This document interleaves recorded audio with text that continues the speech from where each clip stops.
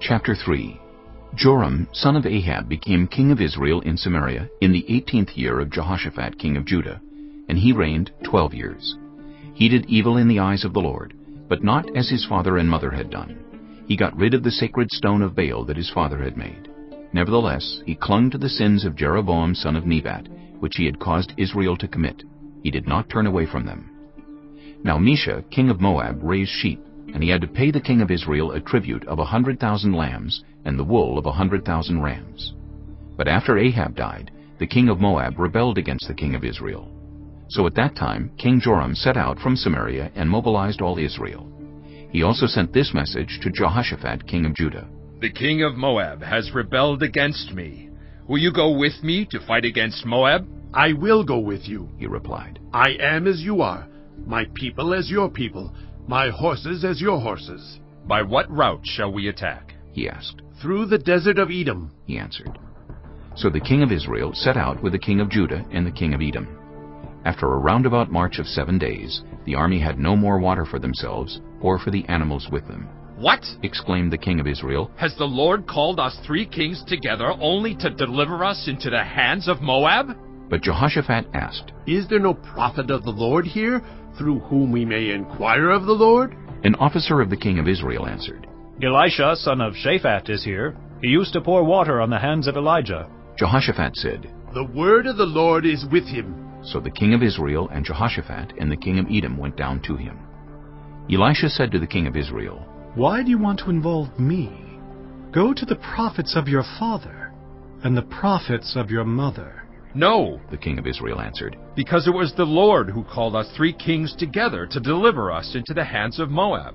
Elisha said, As surely as the Lord Almighty lives, whom I serve, if I did not have respect for the presence of Jehoshaphat, king of Judah, I would not pay any attention to you.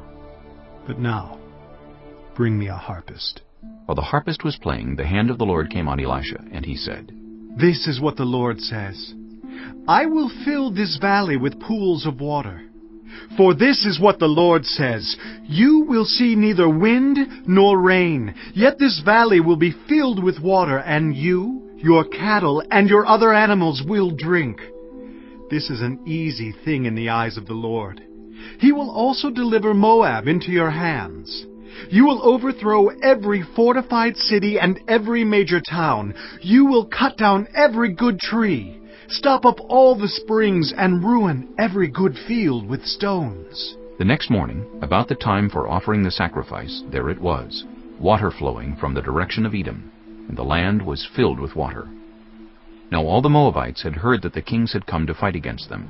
So every man, young and old, who could bear arms was called up and stationed on the border. When they got up early in the morning, the sun was shining on the water. To the Moabites across the way, the water looked red, like blood. That's blood, they said. Those kings must have fought and slaughtered each other. Now to the plunder, Moab! But when the Moabites came to the camp of Israel, the Israelites rose up and fought them until they fled. And the Israelites invaded the land and slaughtered the Moabites. They destroyed the towns, and each man threw a stone on every good field until it was covered. They stopped up all the springs and cut down every good tree. Only Kir-Hareseth was left with its stones in place, but men armed with slings surrounded it and attacked it. When the king of Moab saw that the battle had gone against him, he took with him 700 swordsmen to break through to the king of Edom, but they failed. Then he took his firstborn son, who was to succeed him as king, and offered him as a sacrifice on the city wall. The fury against Israel was great. They withdrew and returned to their own land.